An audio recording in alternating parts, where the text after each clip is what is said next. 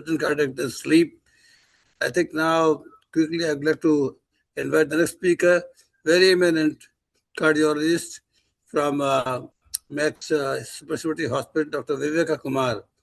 He is going to further elaborate on the subject of sudden cardiac death in sleep. Dr. Viveka Kumar, I would like Dr. Ajay Saurashya to please introduce him to yes, sir. Yes, sir. Thank you.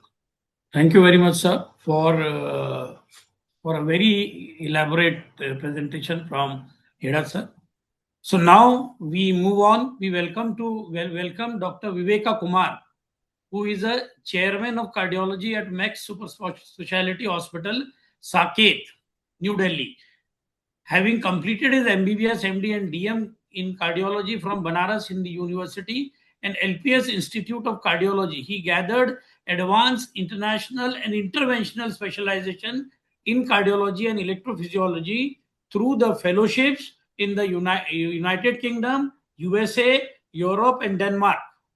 He has been leading complex procedures including TAVR, which is aortic valve replacement without surgery, MitraClip and advanced device-based therapies like leadless pacemakers. He has distinguished membership in the form of Fellow of American College of Cardiology and Fellow of European Society of Cardiology. He has been honored for healthcare excellence and is a recipient of Chikitsa Ratna Award and the Mithila Samman for outstanding cardiac services. Requesting Dr. Viveka Kumar to please grace the dais for his deliberation on sudden cardiac death in sleep. Dr. Viveka Kumar, please. Yeah, so good evening, friends. And first of all, I would like to take this opportunity to wish Professor Khalilullah, our teacher and father of the cardiology in India, who mentored many of us, a happy birthday. And a special thanks to Dr. Heda for making us part of this important journey this evening, disseminating knowledge about the sudden cardiac death during sleep, and a special thanks to the CovidRx. So if you look at the previous talk by Professor Heda had already made our job quite easy, that the silent threat of sudden death during sleep is something which is very, very painful. And I would say that, though I lost my father with the similar thing, but he was 75, but he also had a, cardiac arrest during sleep. So this is again something which is, all of us would have some family or the friend who had this kind of painful partition. So if you look at the scale of nocturnal sudden cardiac death, it is quite huge. And it is something which is not uncommon. We see that if you look at the statistics, almost 30% of all sudden cardiac deaths occur during the sleep hours. And 2 to 4 a.m. is the peak nocturnal incidence window. 0 cases presenting prior warning. So that is the problem with this disease, that you do not get any prodrome symptoms, and the science is still struggling to decode this thing. And the other painful part of this is that less than 10% survival rate without immediate AED intervention. So if you do not have a defibrillator around, which Professor Heda was saying in his talk, and Professor Vyas, Dr. Vyas was also elucidating that we need to have more preventive approach with the defibrillators in public places.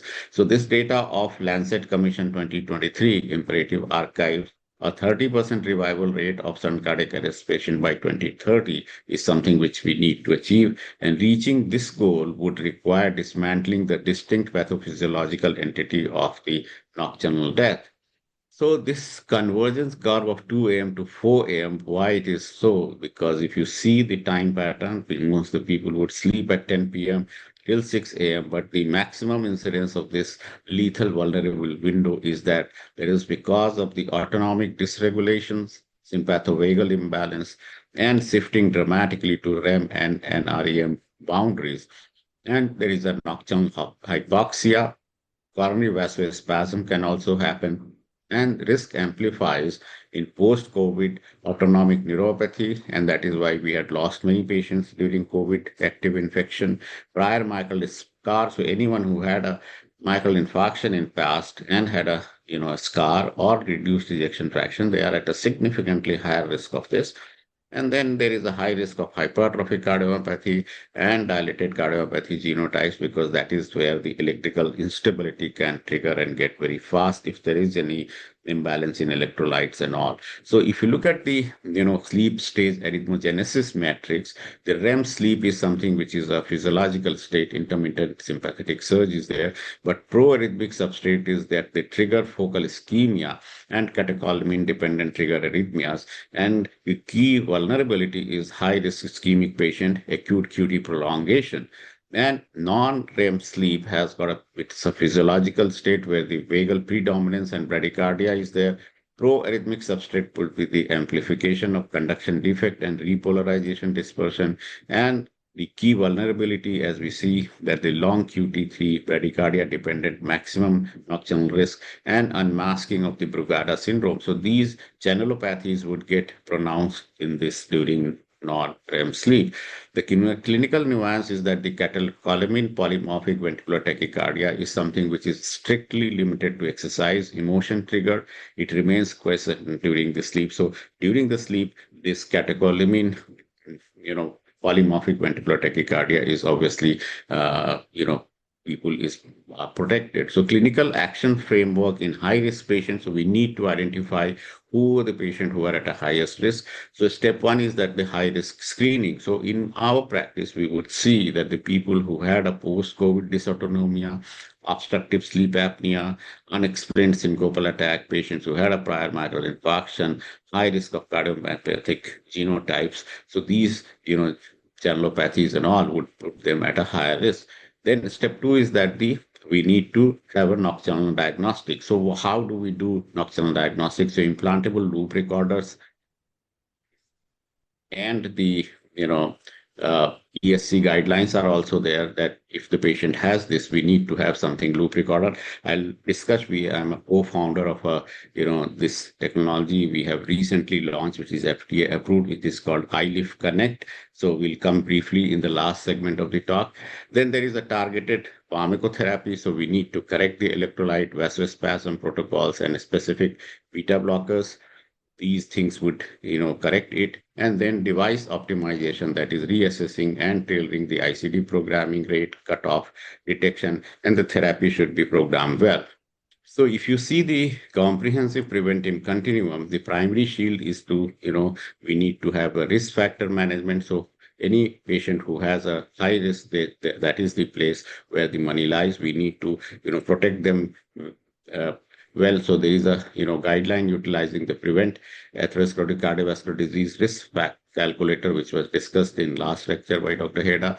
And then there is a secondary interception, so pharmacotherapy post-event. So we know that the patients who have heart failure with reduced ejection fraction, they are at a higher risk of sudden cardiac arrest. And 4 pillars of the what we call guideline-directed medical therapy, like RD, beta blockers, the MRA and SGLT2 inhibitor would be quite beneficial. And then in patients indicated, the MEDIT2 data showed that the defibrillators are quite life-saving. And then tertiary resolution is that the advanced device and ablation. We'll discuss briefly that the ventricular tachycardia ablation elevates to class 1 in stable ischemic ventricular tachycardia. We have seen that the cardiac resynchronization therapy with the defibrillator in appropriately indicated patient who has left bundle branch block and QRS, which is more than 150 milliseconds, they benefit a lot. So if you look at the implantable device arsenal, they are expanding ever so.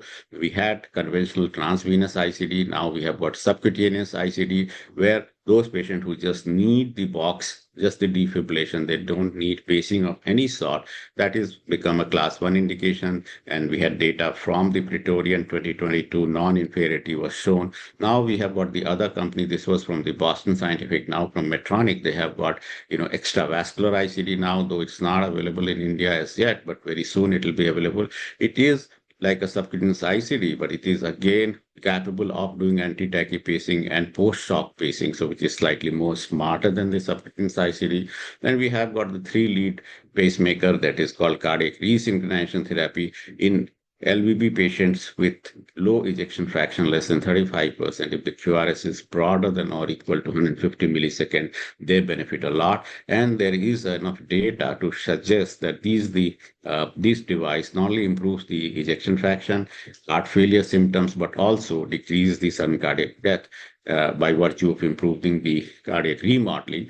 And then we have got newest kid in the block is that the conduction system pacing, so we call it poor man's CRT, where it can be, resynchronize the heart better.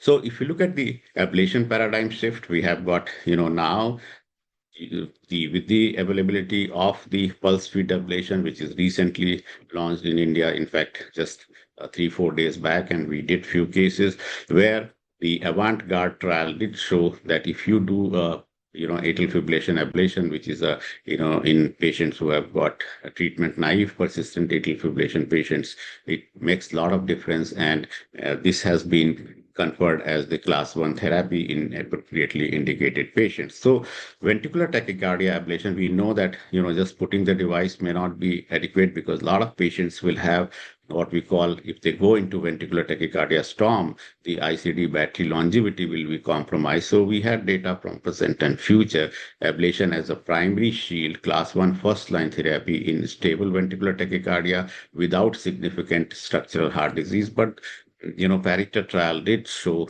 which was published in Circulation, that if you do a first-line ablation, then the ICD shocks drastically, goes down, and the longevity, because each shock decreases the longevity of the patient. So we need to always try to decrease the number of shocks. Berlin VT trial also showed that the early intervention with ablation timing in ischemic ventricular tachycardia is superior to delayed strategy, and Vanistrata proven to reduce ventricular storm in ischemic patients. So ablation is now a class 1 indication in these situations. If you look at the structural heart toolkit to prevent this, as we know that the severe valvular diseases like, aortic disease, be it severe aortic stenosis or mitral or severe aortic regurgitation or mitral disease, we have got in our armamentarium like, TAVR, we even for atrial, severe aortic regurgitation. Now we have got few indicated devices which can be used, and we can do inpatient. So in fact, the edge to edge repair tear is very good, treatment option in heart failure with severe mitral regurgitation. And we have got very robust data from the COAP trial. Now we have got more than 5 years data, and that has shown to improve the outcomes. So the TAVR evidence also had got, if you see the recent landmark trials, that early TAVR, so if the person has got severe aortic stenosis, we should not delay the treatment because it improves not only the 30-day mortality, 1-year mortality, but as long as a 5-year mortality is quite, significantly reduced.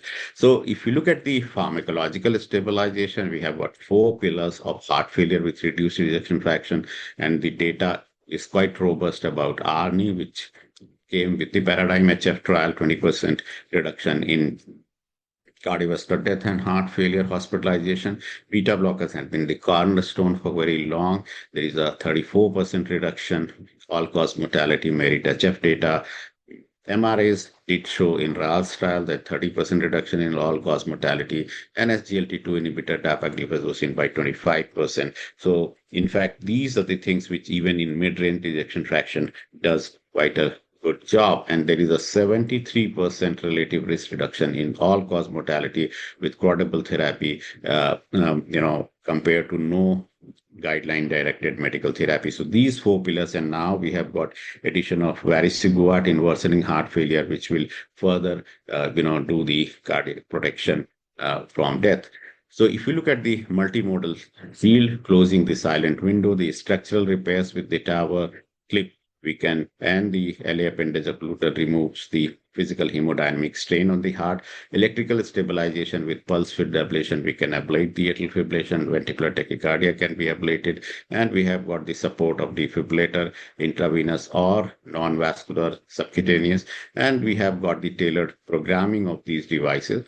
And on top of that, if we have the pharmacological optimization with the 4 pillars of guideline-directed medical therapy, we have a precision rhythm control and blunting the nocturnal autonomic surge. So preventing nocturnal sudden cardiac death requires a holistic heart team approach, and that would is going to, change the outcome. If you look at the, evidence-based practice point, the tiered prevention, we have got data from Prevent atherosclerotic cardiovascular disease data. The ablation paradigm shift is there for after the PFA, the accuracy and the success of AF ablation has gone very high. And the VT storm even can be ablated successfully with the 3D mapping. We need to individualize the device selection, and structural and pharmacological synergy is very important in patient who has got a severe mitral regurgitation or the severe aortic stenosis. Dr. Viveka, can I interrupt? I think the slides there is some problem in the slides. Now I am seeing the slide of sleep stage arrhythmogenesis matrix. I think somebody else has started sharing the slides. So can anybody else confirm, or it is a problem from my side only? So that's quite a right thing. And we really want to stick to the deck which we have prepared there as a standard, because, then everywhere we will have 31, 32. And this was exactly the problem that we want to contain here. So let us continue let us revert back to the original deck of 14 slides so that, we achieve that standardization. It is me who's been, who started the presentation. I will stop the presentation, but I request the panelists to go back to the decks which we have prepared earlier. That's, I think it is from the deck. Only I have just added one edition of iLive Connect, which is a new thing on this thing. So I think I'm just nearing the closer. The clinical problem has been there. So if you look at the pathophysiology wise, the why sleep creates a lethal vulnerability. There is an autonomic dysregulation is there. There is a nocturnal hypoxia. The ion channel vulnerability is there, and coronary vasospasm. So these are the things which would cause the problem. And if we have got the concomitant risk amplifier, the post-COVID autonomic neuropathy, undiagnosed obstructive sleep apnea, channelopathies like Brugada's long QT syndrome, these are the things. And in the disease syndrome, if we have got hypertrophic cardiomyopathy, these are the people who are at a higher risk of sudden cardiac death, especially during the sleep. Prior myocardial infarction has always been a high-risk substrate, especially if they have got a scar and reduced ejection fraction, drug-induced QT prolongation, and electrolyte imbalance. So that is why we are so paranoid that the electrolyte imbalance should not be there, especially the hypokalemia and hypomagnesemia. And alcohol and sleep deprivation can also irritate the heart and can cause the cardiac arrhythmias and sudden cardiac death. So intercepting the unseen predictive diagnosis and small heart rate devices. Layer one is that the vulnerable state patient is if he is sleeping or the person is sleeping, the maximum autonomic vulnerability is there.